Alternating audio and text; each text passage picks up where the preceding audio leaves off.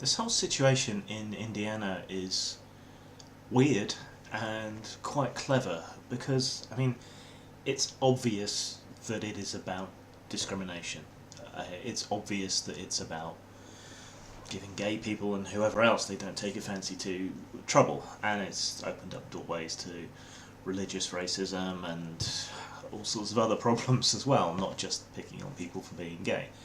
But the way they've framed it is that it's about personal freedom, about business freedom, about your right to choose who and who you don't do business with.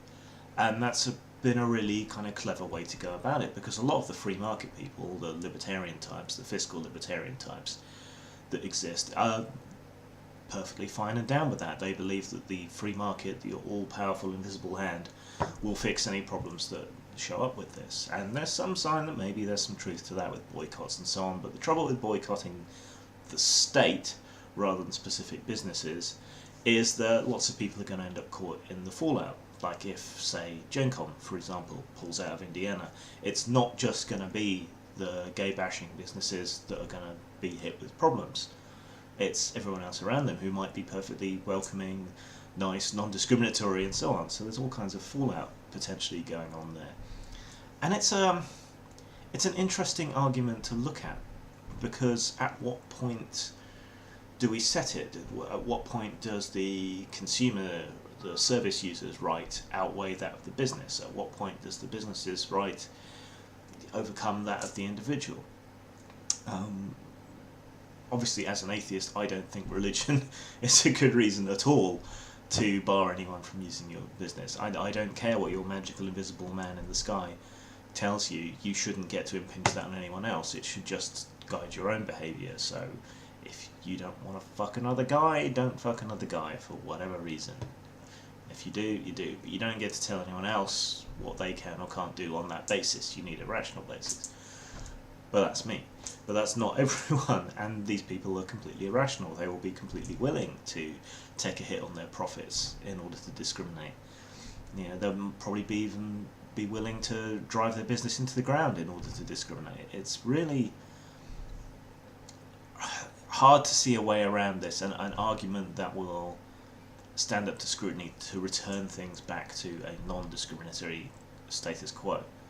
Because an example I was given talking about this last night was, you can't go into a kosher deli and get them to make you a pork sandwich. It's just not going to happen, and it would be rude to do so. But that's their religious discrimination against your dietary demands. On the other hand, in this country we have Muslims working in non-Muslim businesses excuse me, who are refusing to handle bottles of alcohol or packets of meat because it goes against their religious beliefs.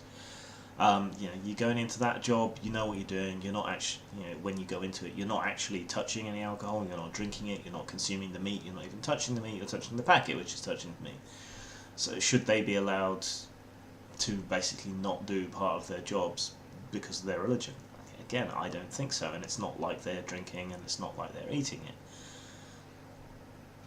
So where can we draw the line here? I mean, personally, I would like the state to intervene to protect more rights, not less. I think the state should intervene to protect the right of gay, lesbian, transgender people to have access to businesses.